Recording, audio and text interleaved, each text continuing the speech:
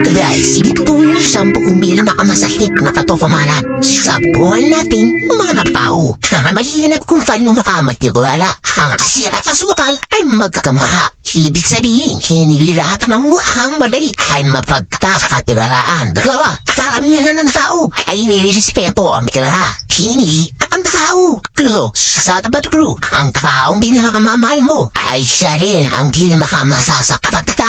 Apat, kapag masaya ka, pinapamasa mo ang musisida. Pero kapag malungkot ka, naiinitihan mo ang maliliris ni Paladesh. Ang sakit, idumas sa buhay dalawang bagay ang pumupukol sa'yo. Ang iyong pasensya kapag wala ka, at ang iyong ugali kapag mayroon ka na ng lahat. Ang tiwala ay napakahalaga. Pero kapag ito'y nasira, ang sorry ay wala ng halaga. Pero ang sipal ay hindi laging humahantong sa tagumpay. Binisa ang paglilin na sa tamang lugar at tamang oras takang na dapat na kailangan. Kapag magawa talaga na napasasakit, hindi ka na mga tao dahil sa iyong pagkakalali. Hindi sa iyong pinakamaganda na nagawa. Siyam, ang iyong kalusugan ay walang katumbas. Ngunit kadalasan ito hindi ka nababalaan. Hanggang sa mawala na ito. Ako, kahalaga ang magpatawad. Pero may mga taong hindi halaga mga babago. Kapatawad ay para sa sarili upang malayain ang susulala sa galit. Ngunit ito'y hindi na nakahulaga kailangan mahayaan ang taong iyon na mamluili kang saktan.